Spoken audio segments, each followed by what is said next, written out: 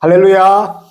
네, 반갑습니다. 오늘은 사도행전 3장 11절과 이 3장 마무리까지 해서 복음에 직면하라. 우리 제목 한번 읽어볼게요. 복음에 직면하라. 시작. 복음에 직면하라 라는 제목으로 하나님 말씀 나눌 때 하나님 뜻을 깨닫고 그 뜻대로 살아가는 우리 엘샬롬 성도 여러분 다 되었으면 좋겠습니다. 여러분 혹시 이 번지 점프 한번 해보셨습니까? 저는 이제 유학을 했을 때 번지 점프를 해봤거든요. 계곡과 계곡 사이에.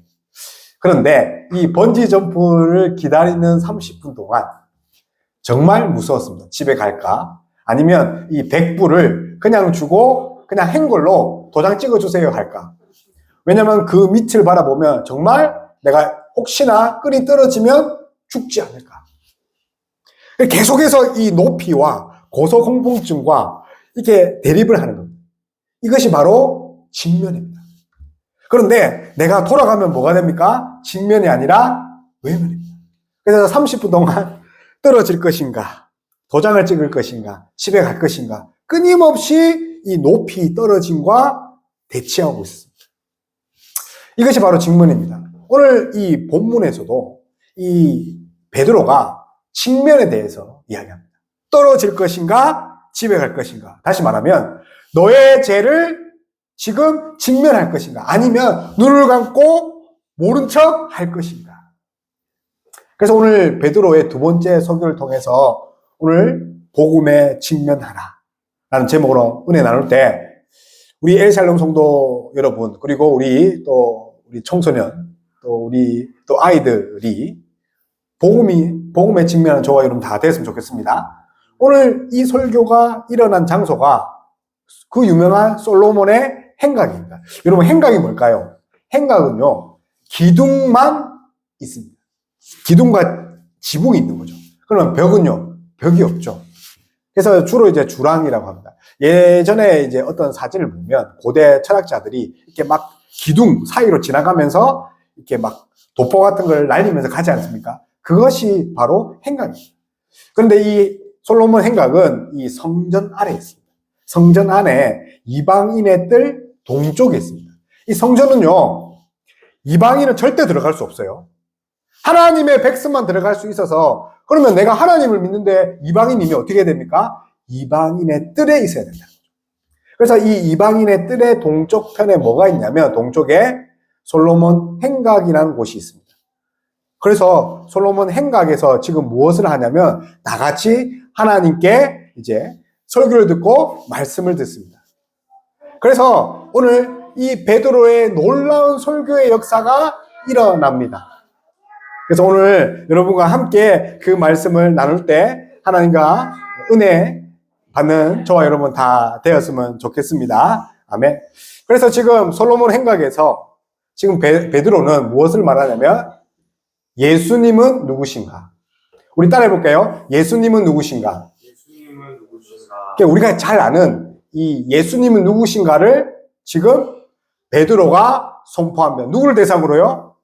믿지 않는, 정확하게 말하면 예수 그리스도를 못 박은 그들에게 예수님은 누구신가를 이야기합니다. 그래서 오늘 설교가 베드로의 두 번째 설교이지만 우리에게 정말 유익하고 우리가 꼭 들어야 할 설교입니다. 그래서 설교의 핵심이 무엇입니까?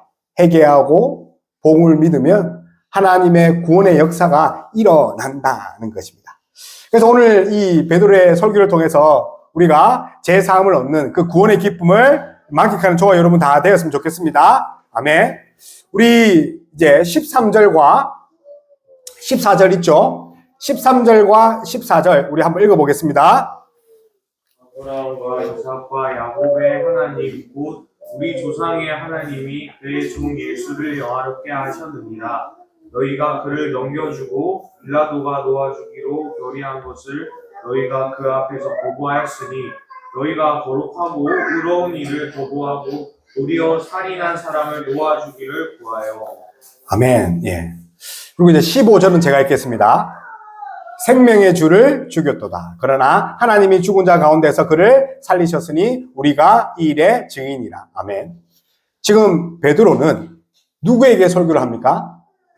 예수님을 십자가에 못 박힌 자에게. 그래서 지금 엄청난 담대함으로 너희들이 예수님을 십자가에 못 박아 죽인 자들이라고 이렇게 이야기합니다. 근데 우리 한번 생각을 해봅시다. 베드로는 어떤 자입니까? 베드로가 너희들은 죄인이다 라고 이야기할 수 있는 자입니까? 그렇지 않다는 거죠. 베드로는 어떤 자입니까? 예수님의 십자가 처형을 방관한 자고, 그리고 대제사장의 요종이 야 베드로 저 사람이 예수당이다 할 때 어떻게 합니까? 요종 앞에서 3번이나 예수님을 부인한 자입니다.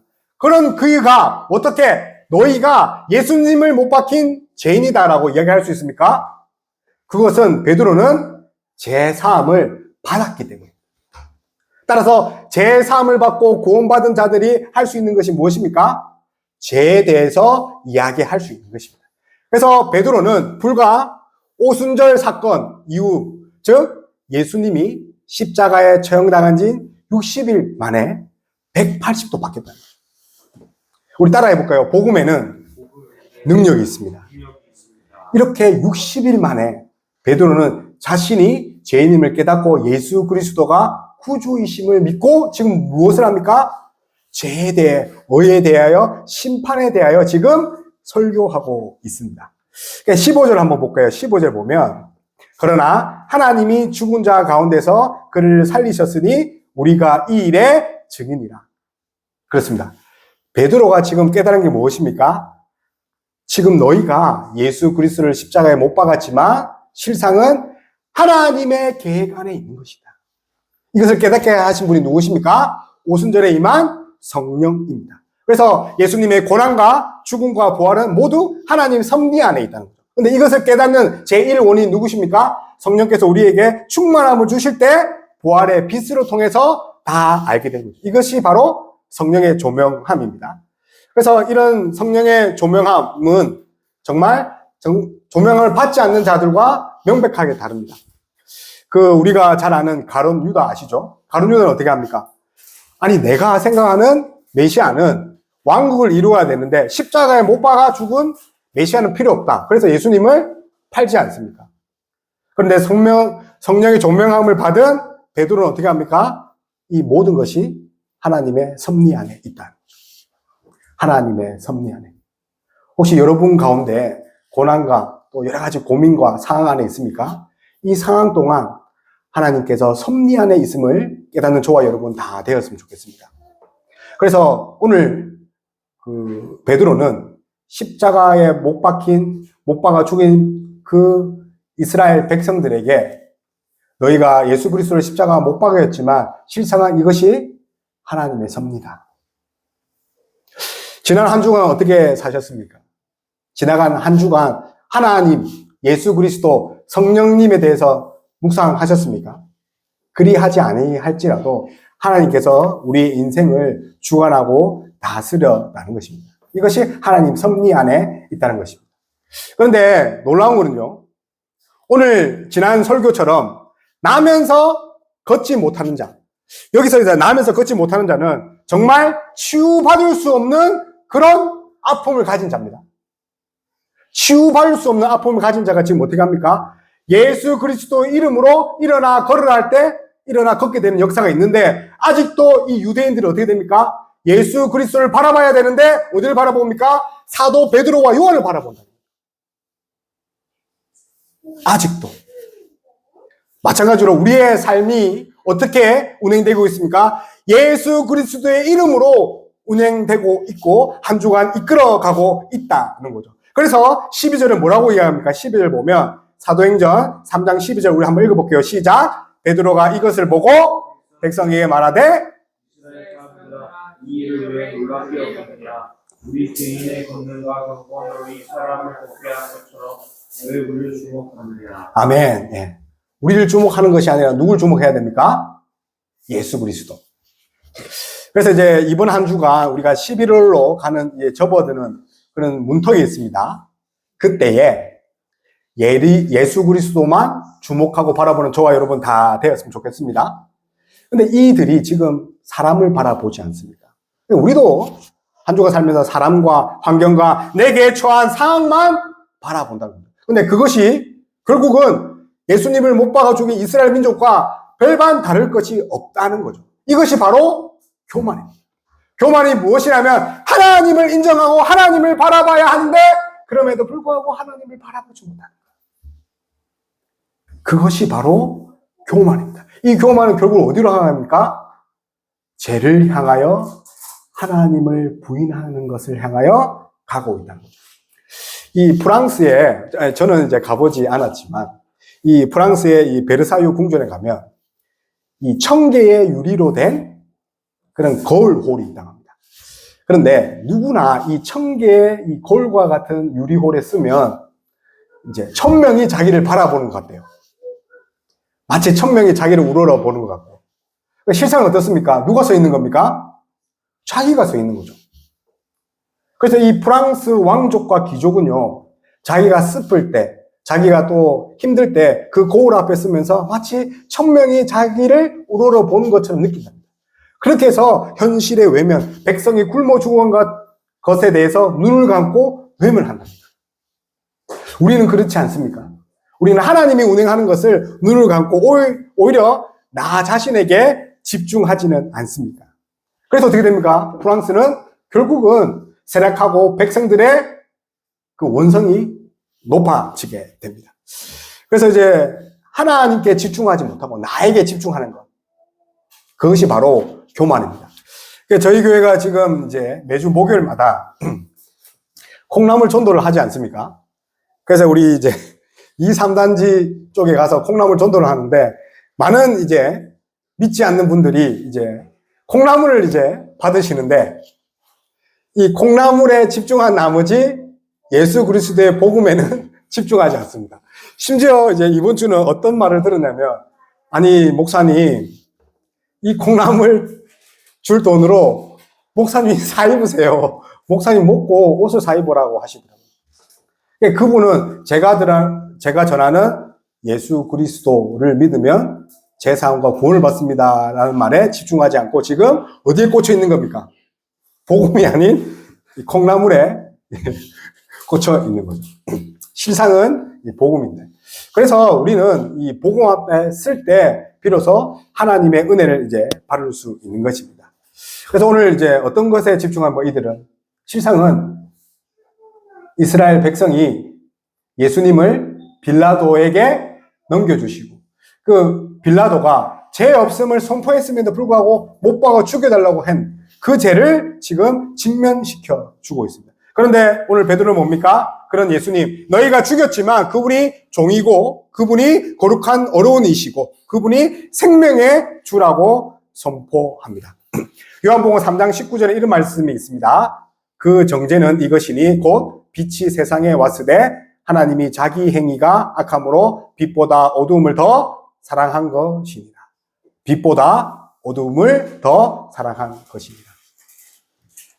그래서 세상 사람들은 이 복음을 전할 때 이 복음을 받지 않는 이유는 딱 한 가지입니다. 자기의 죄가 그리스도의 복음으로 말미암아 밝혀질까 두렵게 됩니다. 그러나 구원받은 백성은 그 복음의 빛 앞에 자신의 죄를 낱낱이 밝혀지고 하나님의 구원을 요청할 수 있는 자입니다. 바라기는 성령의 조명 아래 우리의 죄가 밝혀지고 예수 그리스도의 보혈로 말미암아 깨끗해지는 그런 한 주간 되길 소망합니다. 아멘. 시편 49편 20절에 이런 말이 있습니다. 존귀하나 깨닫지 못하는 사람은 멸망하는 짐승 같도다. 깨닫지 못하는 자는 멸망하는 짐승과 같도다. 전도하게 되면 이제 10명 중에 9명이 교회 다니세요? 물어보면 다니지 않습니다. 그분들이 이제 멸망하는 짐승과 같다는 말이 아니라 그분에게 절실히 필요한 것이 복음입니다. 두 번째로 이제 오늘 베드로의 설교를 통해서 함께 나눌 것은 우리가 죄에 대해서 우리가 직면했다면 이제 하나님 약속에 직면해야 됩니다. 따라해볼까요? 언약에 직면합시다. 여러분, 언약이 뭡니까? 하나님의 약속이죠. 이것을 영적으로 다시 풀면 하나님과 영적으로 결혼한 것입니다. 언약은 결혼 서약입니다. 아멘. 그래서 나의 신랑이 누굽니까? 하나님. 이 언약으로 말미암아 이루어질 수 있는 것이 거룩합니다. 우리 신부는요, 거룩해야 된다는 거죠. 왜냐하면요, 신랑 대신 하나님, 신랑 대신 예수 그리스도와 영원히 살기 위해서는 거룩하고 깨끗해야 됩니다. 그러기 위해서 하나님께서 우리에게 언약을 주셨다는 거죠. 그래서 남편 대신 하나님께 떳떳해지는 것. 다른 말로 거룩해지는 것. 이것이 바로 참 믿음입니다. 우리 따라 해볼까요? 사랑의 시작은 거룩합니다. 하나님을 사랑한다. 예수님을 사랑한다. 근데 거룩하지 않는다? 그것은 거짓말입니다. 그래서 오늘 어디에 집중해야 됩니까? 하나님의 언약에 집중을 합니다. 오늘 본문 마지막에는요, 그것이 복이라고 합니다. 저도 이제 집사로 한 15년 있지 않았습니까? 그리고 신학을 하고 또 상담 전문가로 있지 않았습니까? 많은 세상에서는요, 잘 먹고 잘 사는 것이 이 복이라고 합니다. 심지어 교회에서도 선포하는 것들, 설교하는 것들이 무엇입니까? 잘 먹고 잘 사는 것이 복이다라고 이야기합니다. 그런데 성경에는 그런 복보다 무엇을 말합니까? 하나님의 백성, 또 하나님의 언약 자녀로 사는 것이 이 복이라고 합니다. 오늘 거기에 대해서 한번 마지막으로 나눠볼게요. 우리 25절, 26절, 우리 다 함께 우리 합독할게요. 시작. 너희는 선지자들의 자손이여 또 하나님이 너희 조상과 더불어 세우신 언약의 자손이다. 아브라함에게 이르시기를 땅의 모든 족속이 너의 씨로 말미암아 복을 받으리라 하셨으니 하나님이 그 종을 세워 복 주시려고 너희에게 먼저 보내사 너희로 하여금 돌이켜 각각 그 악함을 버리게. 그래서 성경에 말하는 이 복은요, 예수 그리스도로 말미암아 지금의 죄를 버리게 한다. 그게 무슨 말입니까? 제가 첫 번째 설명드린 것처럼 하나님의 백성으로, 언약 백성으로 거룩하게 사는 것. 그것이 진정한 복이라는 거죠. 이걸 증명하기 위해서 오늘 이 베드로는요, 하나님의 행위와 사람의 행위를 이렇게 대조해서 이야기를 합니다. 우리 13절을 보면, 13절 볼까요? 우리가 연필 있으면 동그라미 쳐봅시다. 예수를 영화롭게. 이것은 하나님의 행위입니다. 예수를 영화롭게. 근데 14절, 15절에 무엇이 있냐면 이와 대비되는 사람의 행위, 예수를 죽이. 하나님은 예수님을 영화롭게 했지만 우리 인간은 죽였다는 거죠. 우리 17절 보면요, 이 유대인들은 무지함으로 예수님을 죽였답니다. 무지함. 근데 18절에 뭡니까? 그것이 뭡니까? 하나님이 미리 알리신 것이죠. 무지와 알리신 것.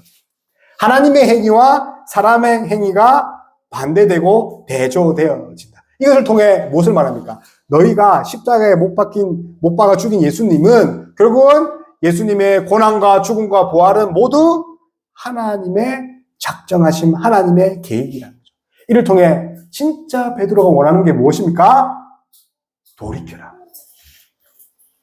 그래서 17절에 보면 이런 말씀이 있습니다. 형제들아, 너희가 알지 못하여. 형제들아, 너희가 알지 못하여. 사실은 이 우리 한글 성경은 이렇게 표현되어 있지만 헬라어 성경에 보면 이렇게 되어 있습니다. 그래서 카이닌이라고 되어 있거든요. 그래서 그리고 이제라고. 그리고 이제 형제들아 이렇게 되어 있습니다. 다시 말하면 이 글 쓸 때 그리고라 하면 뭔가 단락이 새로 시작된다는 거죠. 이 단락이 시작된다는 것은 이제 베드로가 앞에 설교에 의해서 적용에 대해서 얘기합니다. 예수 그리스도에 대한 적용 무엇입니까? 회개하고 구원을 받아라는 거죠. 그러면서 너희가 알지 못했다. 어떤 사건입니까? 기억나십니까? 혹시 예수님이 십자가에서 못 박아 죽인 그들에게 이런 말씀하셨지 않습니까? 자기들이 하는 것을 알지 못합니다. 베드로는 예수 그리스도의 마음을 품은 자입니다. 그러니 그들도 지금 예수님의 눈으로 바라볼 수 있는 거죠. 그래서 베드로가 원하는 것은 회개와 돌이키는 거죠. 그래서 사실 회개, 돌이켜, 이 말이 사실은 같은 말입니다. 같은 말인데, 이 중접적으로 사용한 이유는 그 뒤에 보면 재사함을 위한 방법이기 때문에. 이 재사함이 있을 때 반드시 이루어지는 복은 새롭게 되는 날을 맞이한다는 거죠. 새롭게 되는 날. 재사함 없이는 새롭게 되지 못한다는 거죠. 그래서 돌이켜 회개하여 우리가 얻을 수 있는 최고의 복은 새롭게 되는 것, 재창조되는 것, 하나님의 피조물로 다시 살아가게 되는 것. 이것이 새롭게 되는 날의 원뜻입니다. 그래서 이제 사실 우리는 새롭게 되는 날이라고 되어 있지만 이 헬라어 원문에 보면 회복과 상쾌함이란 두 단어가 합쳐져 있습니다. 그러니까 recover과 refresh라고 되어 있거든요. refresh가 뭐냐면 소생하는 겁니다. 그래서 이제 성경은 분명히 말합니다. 재사함에 대한 것은 죄 해결을 통해서 우리가 무엇을 얻습니까? 소생함을 얻는다는 거죠. 그래서 바라기는 이 매일같이 회개가 일어나는 저와 여러분 다 되었으면 좋겠습니다. 그래서 새로운 이 혜택을 받는 사람은 오늘 본문에서는 하나님께 나아가 하나님 관계가 회복된 자. 그래서 1순위가 영혼이 잘된 같이 범사에 잘된 거예요. 그러니까 우리는 거꾸로 생각하지 않습니까? 빨리 이 상황이 지나가서 이 어려운 것들을 벗어나서 범사에 잘되고 영혼이 잘됐으면 좋겠다. 그런데 성경이 말합니다. 영혼이 잘된 같이 범사에 잘된다. 우리 따라해 볼까요? 영혼이 잘된 같이 범사도 잘된다. 그러니 우리가 먹을 것이 무엇입니까? 영적인 양식이라는 거죠.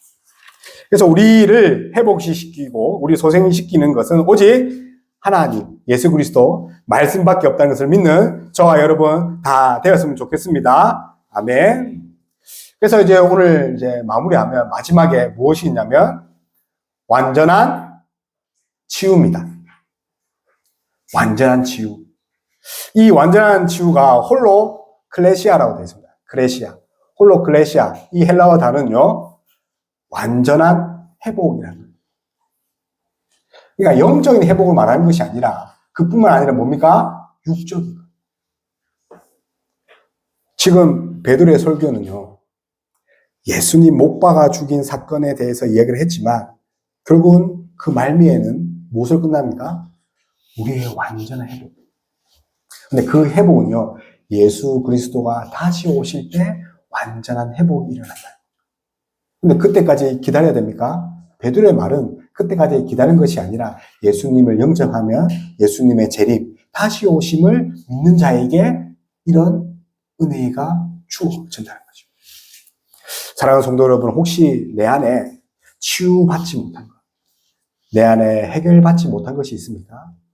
그 문제의 해결의 해결자는 오직 예수 그리스도를 믿는 저와 여러분 다 되었으면 좋겠습니다. 우리 말씀을 생각하면서 한번 우리 찬양했으면 좋겠습니다. 우리 이 찬양할 때에 정말 하나님이 우리의 왕이시고 예수 그리스도가 우리의 왕이시라는 것을 우리 고백하면서 당신은 영광의 왕, 우리 이 찬양